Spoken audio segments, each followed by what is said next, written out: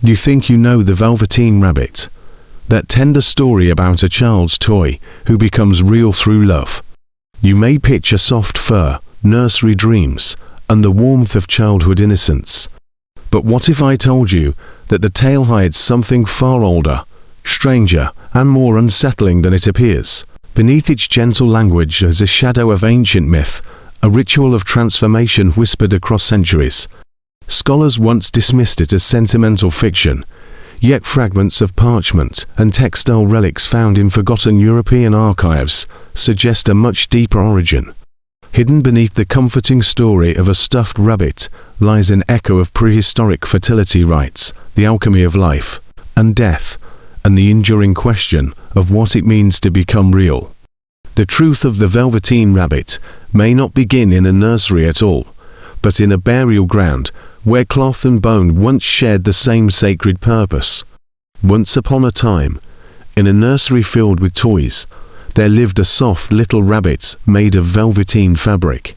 He was a Christmas gift to a small boy, shining with newness and sown with love. But as the days passed, the boy turned his attention to shinier, mechanical toys that clicked and whirred, leaving the rabbit forgotten in a corner. The rabbit longed to be real. The older toys in the nursery mocked him for his simplicity.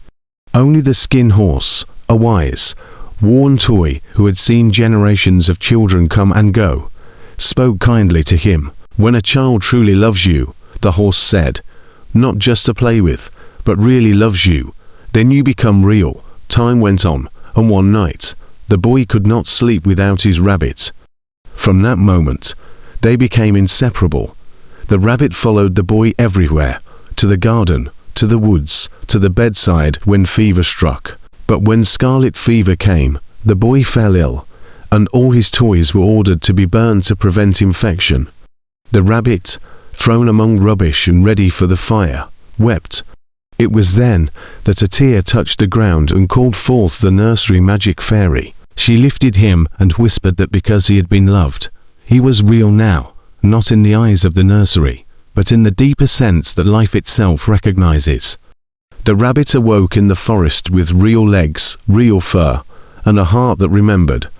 When he later saw the boy playing again, he did not speak, yet a quiet recognition passed between them. And so, as every child once believed, love made him real. It is a sweet ending, or so we thought, but the tale wasn't always told this way. Long before Marjorie Williams wrote The Velveteen Rabbit in 1922, fragments of similar motifs appeared across centuries. In early French children's chapbooks of the 18th century, there existed a story of Le Lapin de Laine, the linen rabbit, a doll made from the scraps of a mother's funeral shroud, said to gain life through the tears of a mourning child. Its purpose was not comfort, but remembrance, embodying the boundary between the living and the dead. In the late Victorian era, when toys became symbols of industrial progress, authors began softening these stories. Mechanical marvels replaced hand-sewn dolls, reflecting a society in love with invention. By the time Williams published her tale of World War I, Europe was haunted by loss. Children's literature became a balm for grief.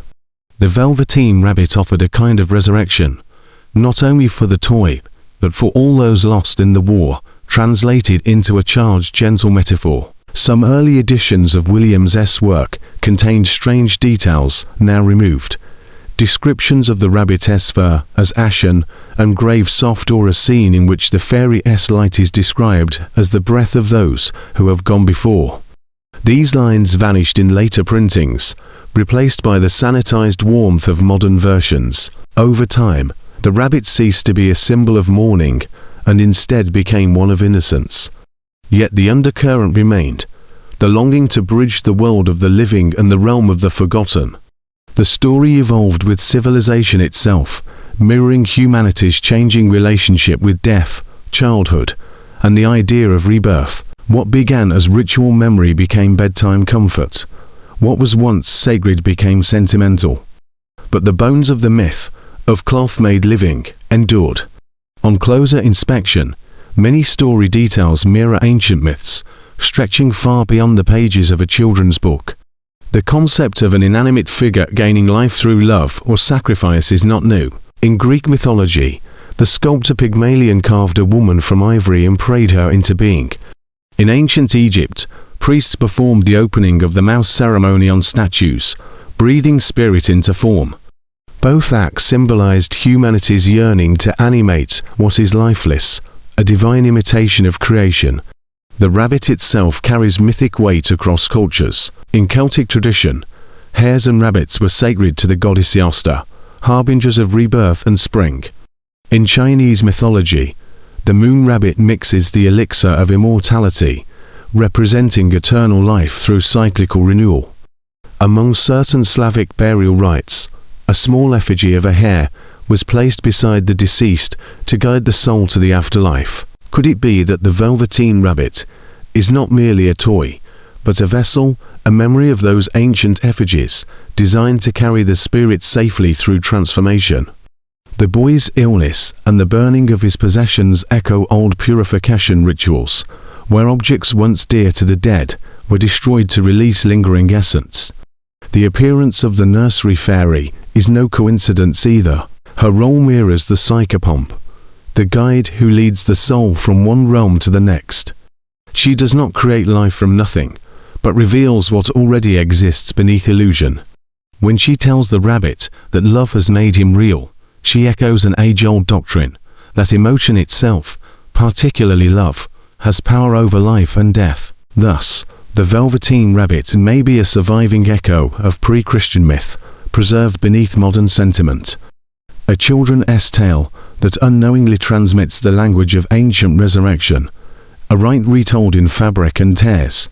In 1989, a team of textile archaeologists from the University of Edinburgh uncovered fragments of embroidered cloth toys in the peat bogs of northern England.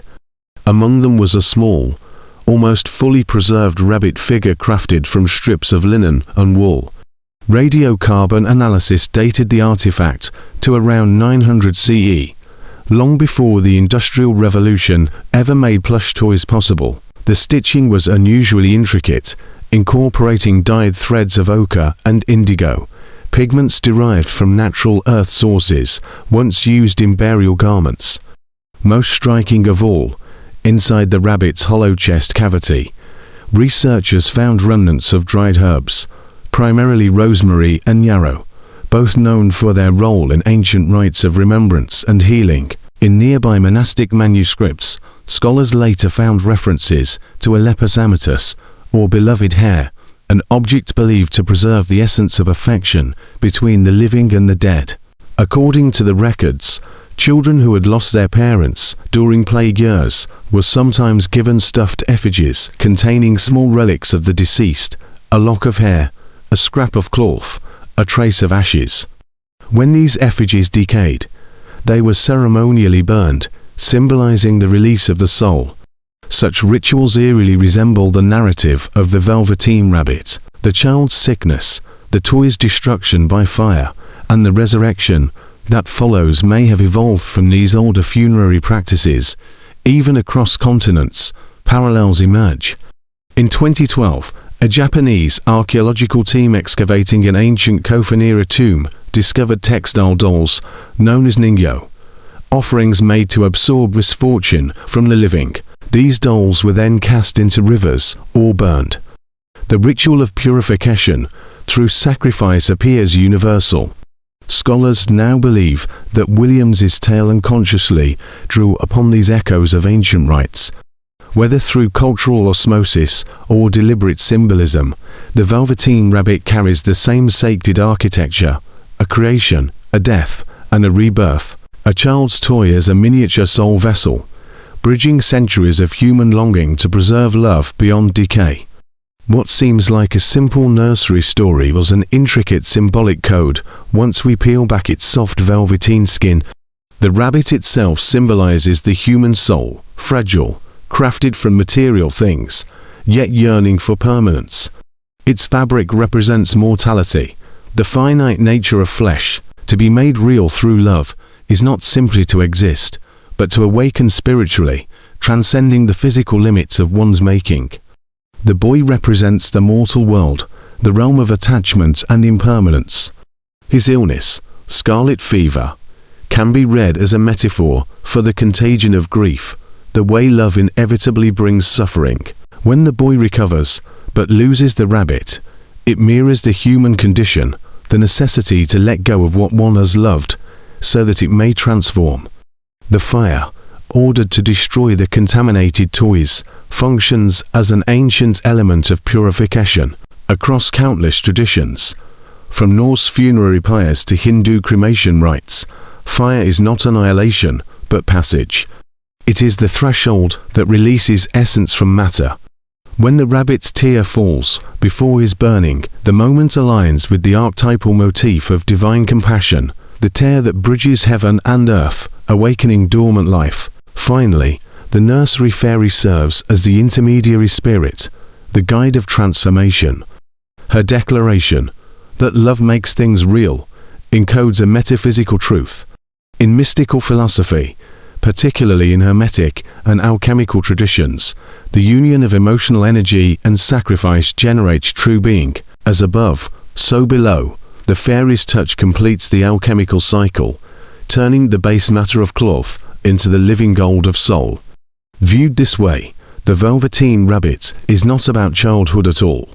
It is a spiritual parable disguised as a bedtime story, transmitting an ancient teaching, that through suffering, affection, and loss, we are refined into something enduring.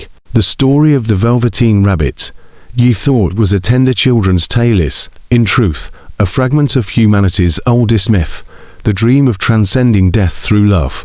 It carries the ghost of forgotten rituals, the echo of ancient effigies buried with the dead, the spark of belief that affection can bridge worlds. Each generation reshaped the story to fit its needs. Monks turned relics into comfort charms, Victorians softened loss into sentiment, and modern readers saw only the glow of childhood nostalgia. Yet the deeper current remains. Beneath every retelling, the same question pulses: what does it mean to be real? Archaeologists may uncover the cloth relics. Historians may trace the manuscripts, but the truest artifact is not material. It is emotional, spiritual, and universal. The rabbit's awakening reflects our own struggle to make meaning in a fleeting world, to believe that love leaves something indestructible behind. So, the next time you see an old toy, a faded keepsake, or a forgotten relic, remember that in some ancient corner of human memory, such objects were never mere possessions. They were vessels, silent guardians of our longing for immortality. The Velveteen Rabbit is more than a story. It is the convergence of fairy tale, archaeology, and metaphysics, a bridge between innocence and eternity. And if this revelation makes your skin crawl, just a little, wait until you hear the next rediscovered myth waiting beneath another children's story, whispering truths far older than time itself.